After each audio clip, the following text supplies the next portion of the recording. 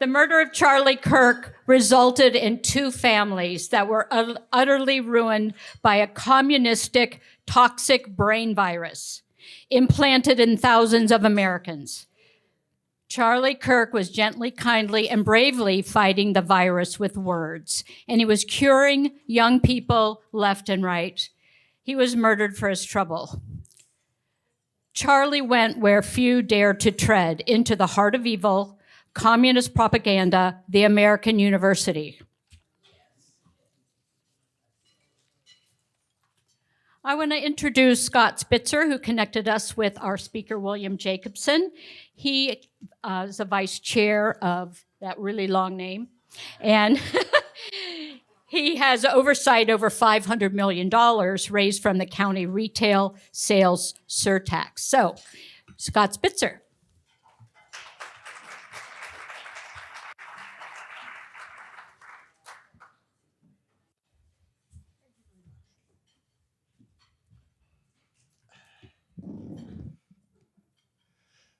Our speaker today is from Cornell University Law School in Ithaca, New York. Ithaca, New York. Do you know what the low temperature was in Ithaca, New York this morning? Anybody? Give me a hint. 48? No. 31. 31 degrees. So it's not so surprising that our speaker would think about coming to Naples to speak to us. Today's speaker is Professor William Jacobson. We're very fortunate indeed to have Professor Jacobson speak to us today. He's a graduate of Hamilton College and the Harvard University Law School. Professor Jacobson, if you don't know of him, is one of the nation's leading conservative thought leaders.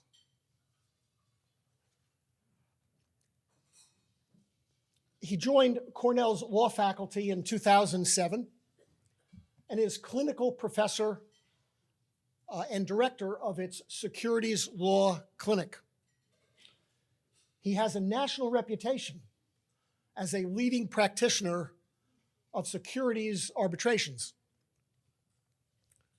He founded Legal Insurrection. Legal Insurrection. Legal Insurrection, if you don't know it, is a conservative news website that's devoted to countering left-wing bias in the media and leftist ideology. Today, Legal Insurrection website is one of the most widely viewed and influential conservative news websites in the country. By way of example, in 2024, the website had 1.5 million active users. 1.5 million active users for his website. 6 million visits and 11 million page views. Conservatives around the United States are tuned in to Professor Jacobson.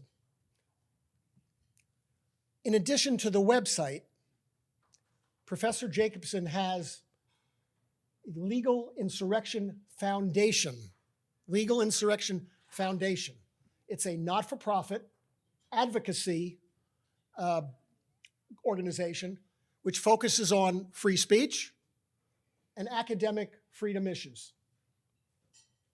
Its Critical Race Training Education Project, it's one of the projects, Critical Race Training and Education Projects, maintains a comprehensive database of over 700 universities, colleges, professional schools, and private schools, and what they're doing with critical race theory and DEI.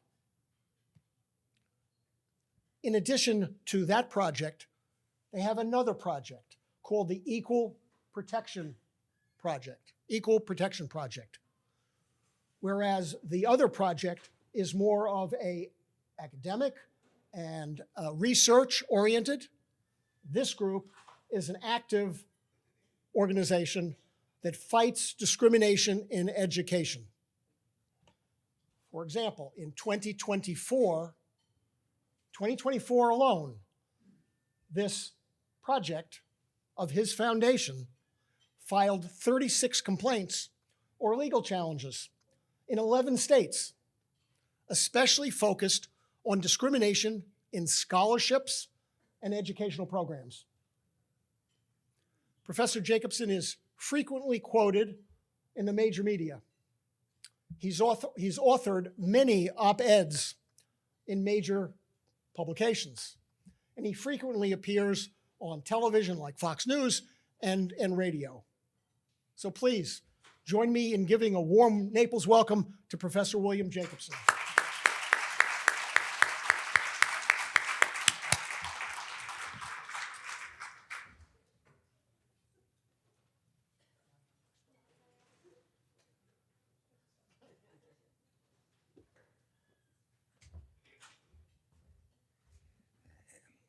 Thank you for that great introduction. Hope I don't disappoint. And thank you to Judy and to Kathy and to Scott for arranging this. It's always my pleasure to come down here from chilly upstate New York. When I got out of the car yesterday, my glasses fogged up. So welcome to Florida, but that's better than the alternative. So thank you for that very much.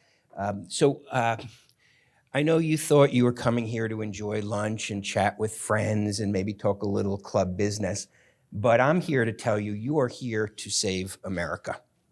That's what we're about.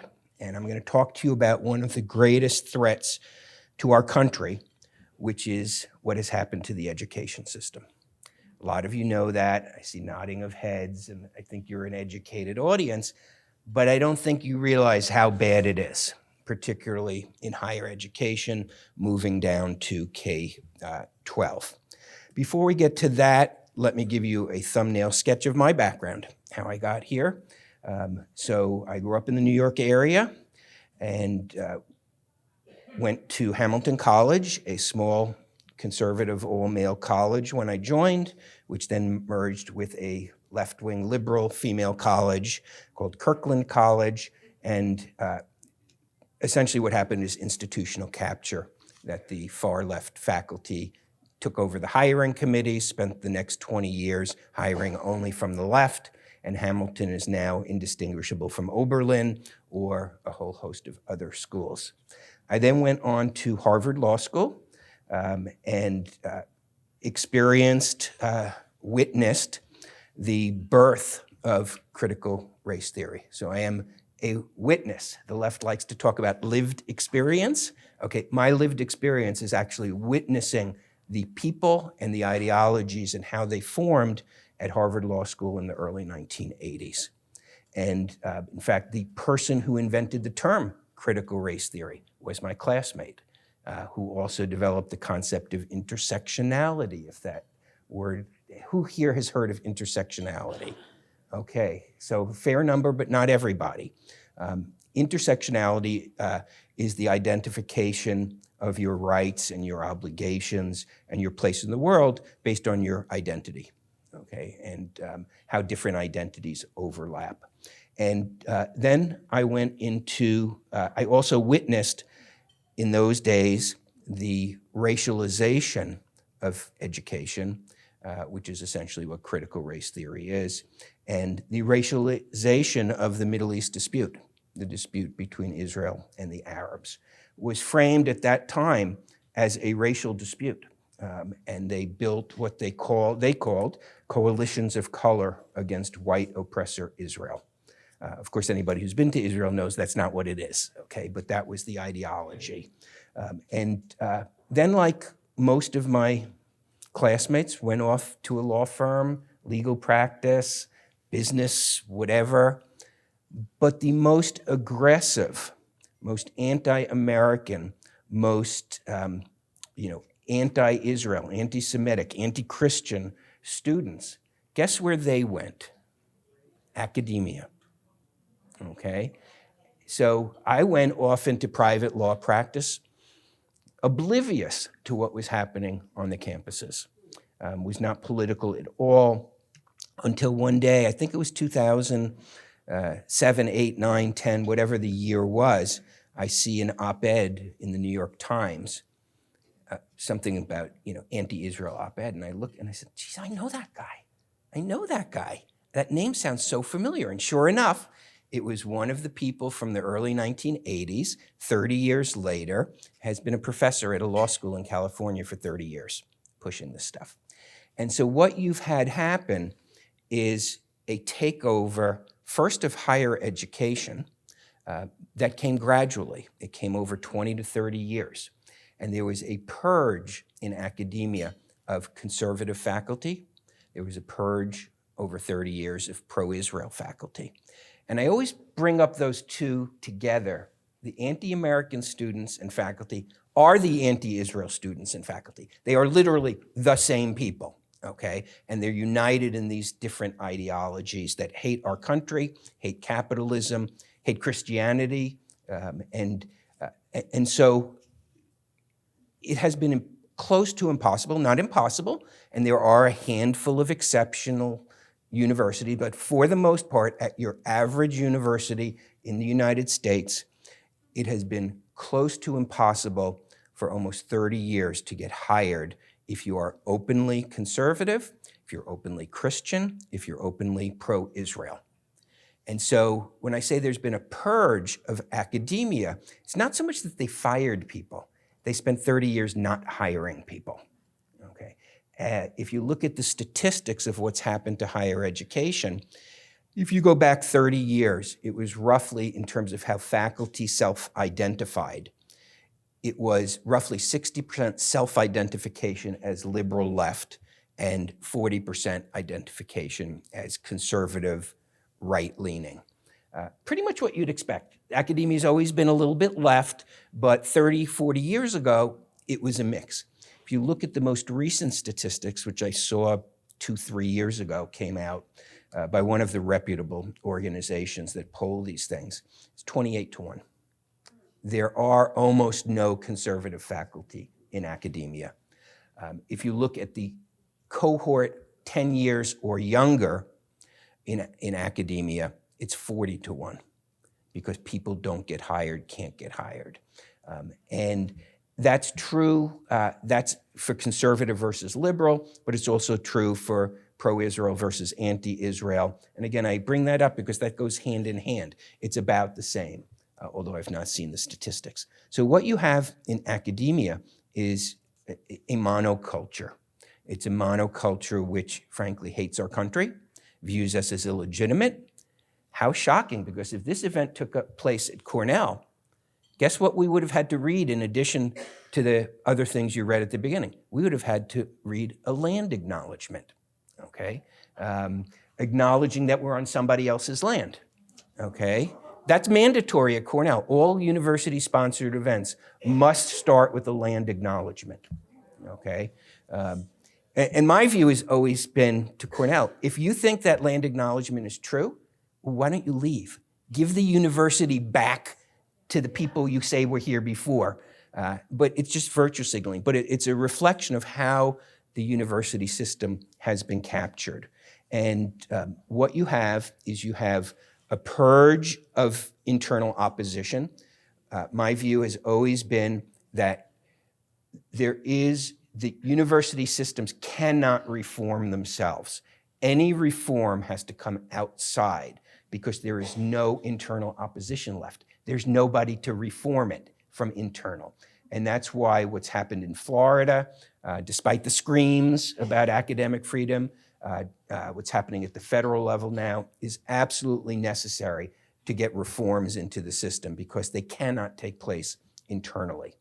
And so the situation arose then that you have a monoculture of leftism hostile to the United States.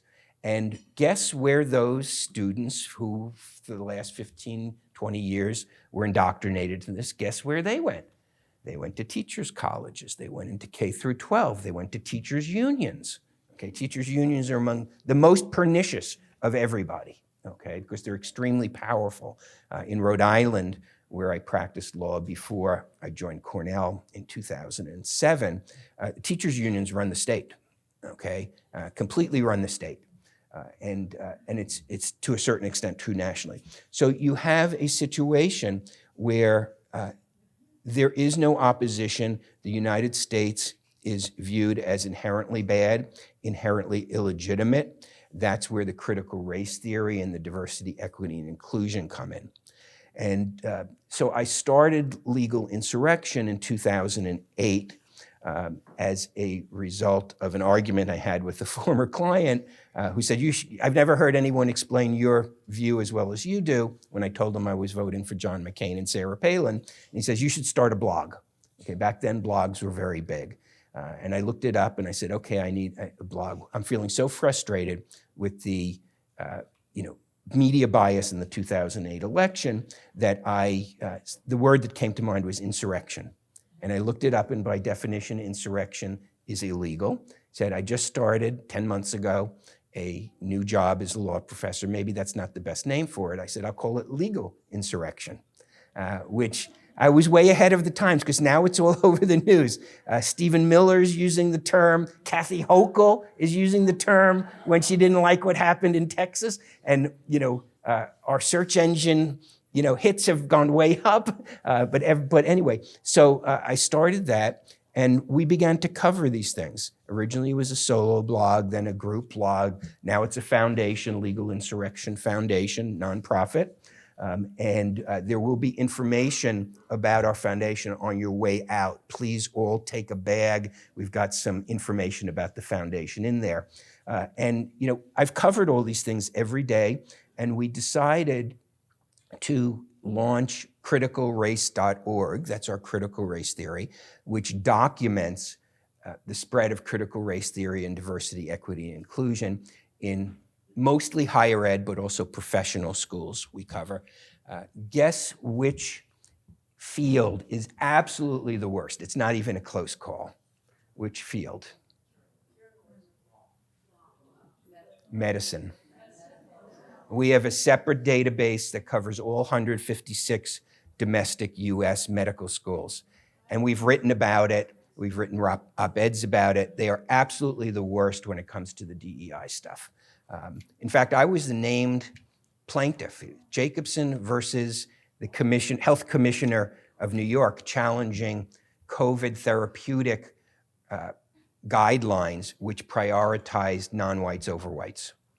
Okay, and COVID pretty much ended before the lawsuit ended. And so we weren't successful in getting it kicked out, but that's how bad it is in the medical field, that you would prioritize the care somebody gets based on the color of their skin, as opposed to their physical condition, okay, is crazy. So anyway, we cover this. Criticalrace.org covers over 700 schools. We have an interactive maps.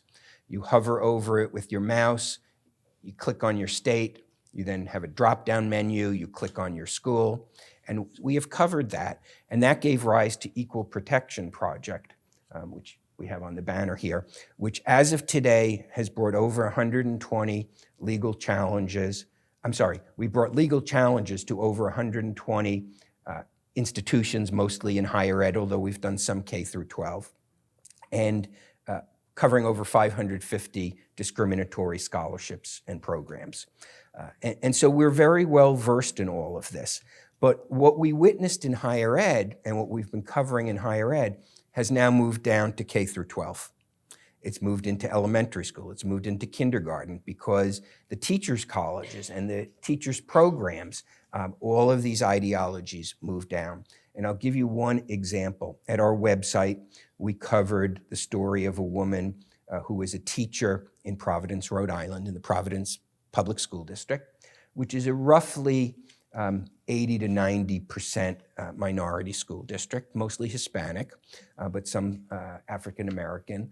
And she worked there for 20 years, never a problem. Blonde hair, blue-eyed, Germanic background, always got along great with the students, never an issue. I think she taught English, although they call it something else now. They don't call it English. And 2000, they introduce a whole new curriculum. They literally come into, and they used to read classic American literature, including American literature by Black authors. And they literally came into, like out of some dystopian movie, they came into the classrooms with large janitorial garbage bins on wheelers, and they pulled the books off the shelves and they replaced them. I mean, classic authors, people whose names are familiar to all of us, and they replaced them with pamphlets. And the pamphlets were all DEI, all identity politics, all oppress versus oppressor, oppressor versus oppressed. And she said and she's been public about this. We brought her public about it. And she said over the course of the year, she noticed the attitudes of the students start to change, that the students no longer stood and recited the Pledge of Allegiance. In Rhode Island, it's mandatory that the pledge be led, but no student has to do it, okay? So the teacher needs to lead it, but the students don't. I mean, that's actually constitutional law. They don't need to stand and recite the pledge. But should they stop doing that? They started to refer to her as America. You're America because you're white. We're not America. Think of how demoralizing that is for a young child, okay? And that's what happens. So this has now moved into K through 12. If you wanted to destroy our country, what would you do differently than they are doing to the education system? Teaching students to hate their country, teaching students to hate their parents, teaching students to hate their religion, teaching students to hate each other based on skin color. What would you do differently? And what you have is a cultural problem. It is not a curricular problem. It is a cultural problem that our education system, and yes, there's always an exception to a rule, but by and large, our public education system has been captured. And that's the situation we're in now. It's not pretty, it's not good. What are some of the outcomes of that? Well, we're about to elect a socialist/communist mayor in New York City. Okay? That's the result of 30 years of what's been going on. The students actually think that socialism is all great. And I'm sure you've got people in your community whose families come from communist countries, and they don't think it's so great, okay? And that's the result. The fight over education is the fight for the survival of our country. It really is. And just look at what's going on in New York City. And look at what's going on in Portland, Oregon, okay? And look what's going on in dozens of places around the country. This is a real life problem. This is not a theoretical problem about what we're going to teach in school. And that's why I'm so glad to be here in the free state of Florida.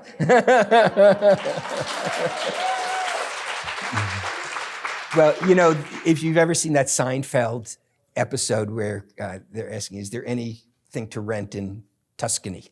And the guy said, no, there's nothing available in Tuscany. Well, is there anything left to rent in Florida still? And really, I think Florida serves as a model of how you fight back against this, okay? It really does. But there are only so many Floridas in the country. It's actually getting worse in New York State. It's getting worse in Rhode Island. It's getting worse in California. But Florida is an example of K through 12 where the government can have a positive influence. K through 12 public schools are government schools, okay? Privates may be a little different, but K through 12 is government schools. The government has a say in what happens in government schools. The concepts of academic freedom that might apply in higher ed do not apply in public K through 12. Teachers are supposed to teach the curriculum, not their personal viewpoints. And so I think Florida is a model of fighting back, and you've also seen the pushback though, okay? So nobody said it was going to be easy. And I think what you're seeing is a divide among states, both in K through 12, but also higher education. A lot of students are looking south for their education, particularly a lot of Jewish students who don't feel comfortable in the so-called elite schools are looking south because the model actually works down here. And so, putting political pressure is one way you can fight back. Because the question is always, okay, you've now totally depressed us. There's no hope yet left. And no, it's not that there's no hope left. It's that people need to wake up, okay? People need to understand what's going on. People need to not be complacent. You can't be like I was for 30 years. You hand your kids off to a college and they come back, and in 2 years you have no idea what happened to them. I can't tell you how many times parents come up to me and say, I sent my kid off to the college. He was moderate, maybe a little bit right-leaning, but basically, open-minded. And they come back and they're completely indoctrinated. So the other way you fight back is at the parental level. Where are you sending your kids? If they're expecting you to pay, okay, then I think you have a say in it. And, research the schools, research what's happening. Some schools are better than others. Research the regions. Get the credentialism out of your mind. I mean, I grew up in that environment, where a degree from an Ivy League school was like, you've made it. But that no longer can apply when you see what's going on in the Ivy League and the, I don't know even what they call it, but the adjacent Ivy League, Michigan, there are many other schools that are considered elite schools. And so get involved. At the K through 12, get involved in your school boards and your local school activities. I know nobody wants to sit through a school board meeting, okay? They're interminable. But you know what? Who loves to go to school board meetings? Okay? You've got to. I mean, we've got to. But you go to these school board meetings, and it's all the lefty activists are there. Yeah, I mean, it's unbelievable. They are extremely determined. And we're like, hey, I have a life to live. I've got a job, okay? I can't do it, but they do it. And we've got to get involved. And we have seen results of parents getting involved, even just going to speak up when they have the open mic thing. Letting the people on the committee know that you're there is important. And I think that withholding your donations, I don't think in and of itself that's going to change any universities, but give the money to somebody who deserves it and who's going to promote the values of the country. Okay, don't give it to a school that churns out people who hate the country. And so those are just some of my thoughts. I could talk for hours about this, and I'm happy to stay afterwards and talk about it. I hear there are some people who mill around at the restaurant. We'll be here for at least a little bit. And that's it. So my goal is, if you walk out of here saying, I can do something, one thing, don't get demoralized. A lot of people say, it's so overwhelming. They're coming at us from so many different directions. I can't change anything. But you know what? There are millions of us out there. There are tens of millions of us out there. And if everybody did something, I don't care what it is, send a letter to the editor, send a letter to your congressman, go to the local school board meeting. And if millions and millions of people do that, there are more of us than there are of them, okay? And and that's the answer. The answer is to stand up for our country. There's been this whole thing lately about, how China is very good at building. They built some massive bridge, and there's people on the internet, oh, we can't do that. Look, the Chinese system is bigger. Well, the easy answer is, look how many people from China, wonderful people, want to move here. And look how few Americans want to move to China, okay? And so our system is better than any other in the world, but we don't teach that to our children. We teach children that we're the problem in the world and we're the worst system. Capitalism is the best system in the world. It's a reason why the best and the brightest from other countries want to come here. There aren't that many Americans moving to Denmark, at least if they want to start a business and get involved in high tech. So I'm going to wrap it up. Happy to take any questions that you have.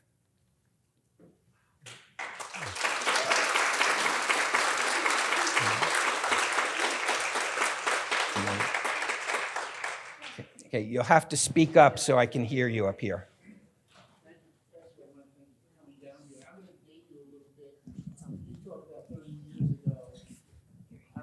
I graduated in 72, and we had a deal then with Students for the Democratic Society, the Weathermen, which are now holding positions in authority.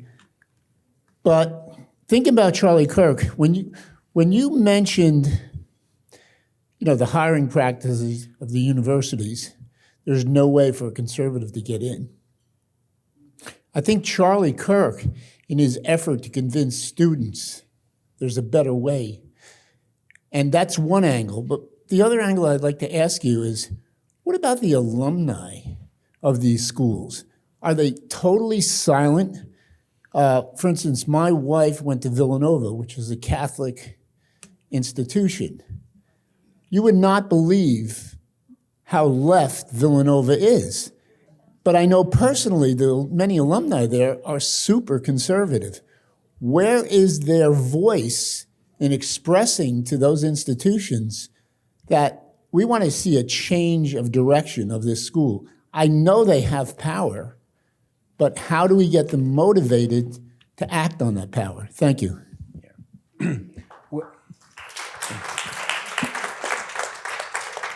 Yeah, I mean, the phenomenon of traditional schools, be they Catholic or otherwise, now becoming in many ways the most woke, is I guess the word people use, is a real phenomenon, and it's the fact that those have been captured the way everything else is. Who are the professors there? Okay, who are the administrators there? But it's very disappointing to see what's happened at a lot of the Catholic universities, because they're indistinguishable now from Oberlin College, okay, in many ways. And that's not what it was supposed to be. In terms of the alumni, I think they can have a little bit of impact around the periphery, but, and I, encourage alumni to speak up. I certainly do, okay? But the universities are very insulated from that. They actually don't care, okay? They do not care. That's how insular they are. That's the bubble they live in. So somebody withholds a donation. I think their attitude is they'll be back in 5 or 10 years when their kid needs to get in, okay? I don't think they care. And that's why a lot of things that happened, like at Harvard and elsewhere after October 7th, 2023, where a couple of very large donors pulled their donations, I'll be blunt with you, I don't think the colleges care, okay? The ideology is more important to them because it's their religion. DEI, CRT, this is their religion. It's true at Cornell. And I've publicly stated, and I'll state again, that if the Trump administration went to Cornell and said, you can pay us $100 million and keep your DEI, or you can pay us nothing, but you got to get rid of DEI. I think they'd pay the $100 million to keep it, okay? They would rather take, it's my belief, not that anyone said this, it's my belief they would rather take a massive financial hit than give up the ideology. So I don't think the universities care. I really don't. And it's sad, but it's true. What they do care about is federal money, okay? Because federal money is real money, okay? We're talking billions for a place like Harvard, not millions, okay?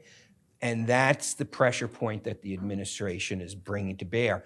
And it is probably the single most effective pressure point. Now, what they get in return for that is, I think, I don't know if it's a permanent solution, but it's better than nothing. But the universities care very deeply about their federal funding because that federal funding affects almost every aspect of campus.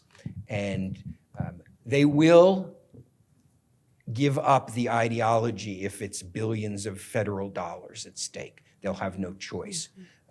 Very famous case involving the Defense of Marriage Act. I forget the year, late 90s, I think it was, where Harvard Law School refused to allow military recruiters to recruit at the law school because of the don't ask, don't tell policy in the military.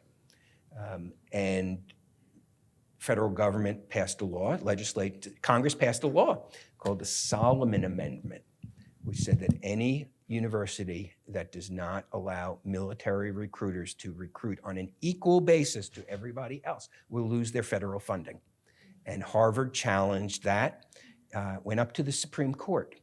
And the Supreme Court said, if you accept federal money, You accept it on the terms and conditions it's offered, okay? And one of those terms and conditions was equal access to the military. So Harvard was faced with losing federal funding versus their ideology, and there was so much on the line, hundreds of millions of dollars. They allowed the military to come and recruit. The federal government has tremendous ability to influence that. Now, that doesn't change the nature of the professors, it doesn't change the ideology, but pushing back at the federal level and the state level. A lot of universities are state universities, funded mostly by the state. And that's what's happened in Florida, is that they've made a lot of, instilling neutrality. And when I say pushing back, I'm not talking about creating conservative universities. I mean, that's like a pipe dream. I'm saying at least bring back a little bit of viewpoint diversity, bring back a little bit of an open atmosphere. Florida's been successful, Texas has been successful. There's a handful. So it can be done, and people need to keep up that pressure. Sir, I have a question here. Getting back to your organization now and the lawsuits that you bring, how successful? Can you give an example of one? And how long does it take to get through the court system with these liberal judges? Okay. That's my Well, question. Thank you. most of what we've bring is we have found a very cost-effective and efficient mechanism to bring most of our challenges, which is through civil rights offices of various agencies. So most of ours have been brought through the Office for Civil Rights of the Department of Education. And that has many advantages. And we've been successful even during the Biden administration, because we only challenge programs where it's very clear that they're violating the law. Even under Biden, that was successful. So examples, and we're now, Department of Justice now, not under Biden, has acted on a couple of our cases. We brought a case against the Providence Public School District for what they called the Educator of Color Loan Forgiveness Program. So they didn't try to hide the discriminatory nature. It was right in the title of the program. If you were a new teacher into the Providence School District, and they would pay off, they arranged through a private foundation to pay off up to $25,000 of your student loans, but only if you're non-white. I mean, crazy program. We brought that claim, we worked it through the Equal Employment Opportunity Commission, and the Department of Justice about a month ago filed suit in federal court in Rhode Island. And the school district's like, oh, we didn't know it was wrong. There was received a flurry of media activity based on what we did. We brought several challenges through the Office for Civil Rights against programs, scholarships, that were open only to DACA and so-called undocumented students, only, which means if you're American born, you cannot apply for it. And that, to us, was national origin discrimination, that if you're discriminating against someone because they're born in the United States, and department acted on that and launched a massive investigation, received a flurry of coverage. It's a little bit hard to measure. We count over 100 what we consider wins from our cases. A win is when they change the eligibility requirements to open it up to everybody. A win is when they close the program, and that's usually not our goal. We don't want the program or scholarship closed. We just want it open to everybody. So I'd say we have over 100 wins. This is in 2.5 years. And all of these equal protection projects, not even 3 years old, will be 3 next February. And so we've had a great deal of success. We've had good success with the Trump administration, although their Education Department Office for Civil Rights, they laid off in March half their people, and that's been a challenge. So while the people who are there have very good intentions, we believe, and do want to act, they're very short-staffed. And if there's anybody here who's got a connection to anyone in the Trump administration, I'm strongly advocating that if your goal is to get DEI out of the education system, you need a mechanism to do that, okay? You need people to do that. And laying off half of your Office for Civil Rights staff is actually undermining your policy objective, Okay, I understand you want to get rid of the department. I understand all that stuff. But if your main goal, and if Donald Trump issues multiple executive orders soon after taking office to get DEI out of education, yet at the same time they're laying off half of the staff who needs to do that. So if there's anybody out there, please convey that message that OCR is a necessary mechanism. So we've had good results with the Trump administration OCR. In some ways better results than Biden, but they're just grossly understaffed. We filed at HHS a claim recently, and we're going to be filing at other administrative agencies. And that's how we do it. 120 plus universities challenged, 550 programs. This has been very illuminating. Thank you very much.